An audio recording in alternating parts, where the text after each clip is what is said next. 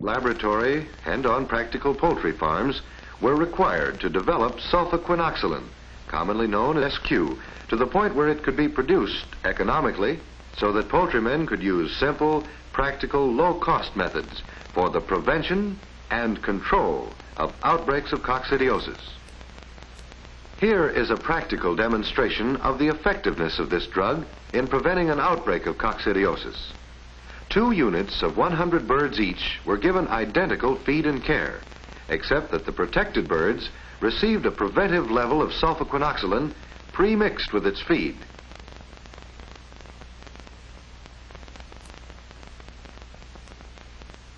Note that on this 4th day after inoculation with coccidiosis, the unprotected birds show little change in appetite. On the 5th day, however, the multiplication of parasites in the cells causes bleeding to start. Note the bloody droppings in the unprotected group. Some birds have begun to droop and show the typical ruffling of the feathers. Some combs are beginning to turn pale. And here is the first dead bird, and another, and another.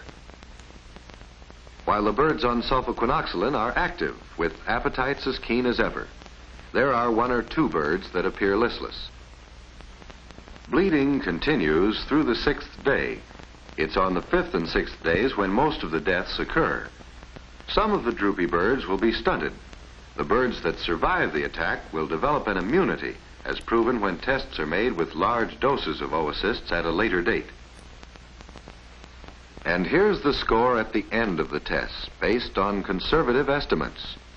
Cost for feed and care were identical for both flocks. The only added cost was $1.12 for sulfaquinoxylin preventive medication, which is sufficient SQ to raise 100 birds to full market weight. And here's what resulted from that $1.12 investment. Death score? Only 1% dead in the SQ protected flock, as against 11% dead in the unprotected flock.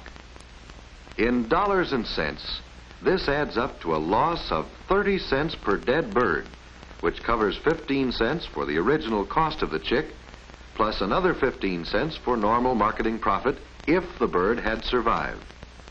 Stunting score. Only 1% stunted in the SQ protected flock, as against 10% stunted in the unprotected flock. The additional feed cost of bringing the stunted birds up to full market weight is estimated at 6 cents per chick. Remember, this extra profit of $2.42 is for 100 birds only. In an average broiler plant raising 10,000 birds, the extra profit would be $242. Moreover, SQ protected birds weigh more on less feed and have superior market finish. Hundreds of commercial broiler flocks and millions of birds have been thus protected with no severe outbreaks of cecal or intestinal coccidiosis. Sulfaquinoxylin protected these birds by permitting a mild infection to develop, so the birds may acquire an immunity. This prevents the damaging effects of uncontrolled coccidiosis. Sulfaquinoxylin has proved to be relatively non-toxic. Experiments have shown that many times the recommended preventive level has been used without harmful effect. With such a large margin of safety, there is little danger of overdosing. It has been successfully used the year round under a wide variety of climatic conditions. The grower who waits until coccidiosis strikes loses in 2 ways. First, in deaths, and second, in stunted birds. Even if a breakthrough does occur due to overcrowding and poor sanitation, the cushioning effect of the preventive medication will keep the deaths and stunting loss to a very small percentage compared to birds not fed the preventive medication. When an outbreak of coccidiosis occurs in an unprotected flock, quick action is essential, for the disease may spread rapidly between the time of infection and the recognition of the symptoms. The first objective is to control the deaths. Little can be done for severely affected birds, but for the rest of the flock, the best results can be obtained by using sulfaquinoxolin as early as possible. But why wait until the 5th day when the infection will have had a 4-day start?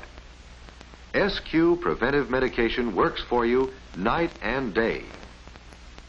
Many outbreaks can be satisfactorily controlled by following the 2-3-2-3-2 schedule. This consists of giving sulfaquinoxolin at the higher levels recommended for the control of outbreaks for 3 2-day periods, with no treatment during the 2 intervening periods of 3 days each. As soon as the disease is recognized, sulfaquinoxolin should be given as directed on the tag or on the label. This 2-3-2-3-2 schedule is not just a group of numbers pulled out of a hat. This program has been scientifically developed to break up the cycle of reproduction of the parasite. During these 12 days, the birds in many flocks will have developed a satisfactory immunity. A bird which has developed an immunity to one type of coccidiosis may not be safe from future attack by another type, since cecal and intestinal coccidiosis are caused by different species of coccidia.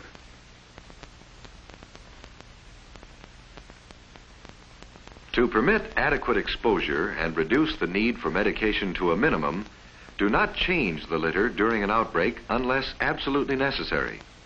This infected litter is important in developing immunity.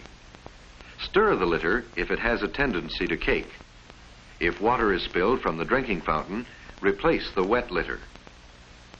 The experience of a large poultry grower with preventive medication in commercial broiler production showed no severe outbreaks of cecal or intestinal coccidiosis. His record in handling 160 flocks since 1946 is the equivalent of 53 years of successful experience with preventive medication. Sulfaquinoxolin is the product recommended for prevention as well as the control of all the major economically important types of coccidiosis. Eimeria tenella, Necatrix, Acervulina, Maxima, Brunetti. It is also an effective agent for reducing mortality of acute fowl cholera. As effective as sulfaquinoxolin is, it cannot replace good management. Sulfaquinoxolin should act as an aid to management. If flocks are overcrowded, if the litter is allowed to get wet, if ventilation is poor, coccidiosis may break through the preventive guard of sulfaquinoxolin. In that case, the SQ is not at fault. You need a stronger guard immediately. In other words, you need a higher level of SQ as recommended in the sulfaquinoxolin control program. While sulfaquinoxolin has all but eliminated the #1 source of loss in poultry raising, it should not be considered a cure-all. There are many complicating diseases which are not controlled by sulfaquinoxolin or any other coccidiostat. And there are other poultry diseases which have symptoms similar to coccidiosis and can cause loss of appetite and a reduction of food intake. Under these conditions, the birds getting sulfaquinoxolin in their feed will not be getting the proper concentration for adequate protection from coccidiosis.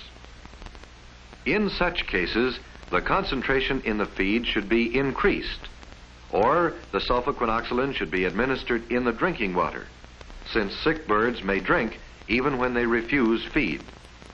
The occasional appearance of a bloody dropping in a sulfaquinoxolin protected flock should be no cause for alarm, since this indicates that the birds are building an immunity. Because it is important to mix the proper concentrations of sulfaquinoxolin in the feed uniformly and scientifically, the distribution of the drug to poultry growers has been limited to commercial feed manufacturers and veterinary pharmaceutical manufacturers. Feed manufacturers, for example, have the equipment and the know-how developed through years of experience in blending vitamins such as riboflavin in large amounts of feed. They are able to mix minute amounts of a drug uniformly with a ton of feed through a series of progressively larger blends, and they can check the thoroughness of the final results with tests required by government regulation. The poultry grower can be sure of the proper concentrations as and when needed, either in the form of feed mixtures or as premixes, which should always be used as the manufacturer directs. For use in drinking water, sulfaquinoxolin may be obtained from your feed or remedy dealer in solutions, soluble powders, and tablets. Poultry profits originate with good stock, good feed, wise management.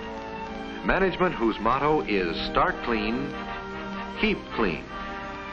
And these profits can be protected with sulfaquinoxolin, the product recommended for prevention as well as control of coccidiosis in both chickens and turkeys. Coccidiosis deaths have been limited to less than 2% as compared with a previous loss of 10 to 20%. Broilers weigh more on less feed than untreated birds. The flocks maintain greater uniformity and better market quality. The drug has no adverse effect on egg production, fertility, or hatchability. There has been no severe outbreak of cecal or intestinal coccidiosis in the raising of hundreds of millions of birds by some of the largest growers in the country. It is effective the year round under a wide variety of climatic conditions, and it protects the birds while they build immunity. The development of sulfaquinoxolin is an important milestone in the Merck research and production program, devoted not only to more effective disease prevention, but also to continuing improvement of the nutrition of poultry.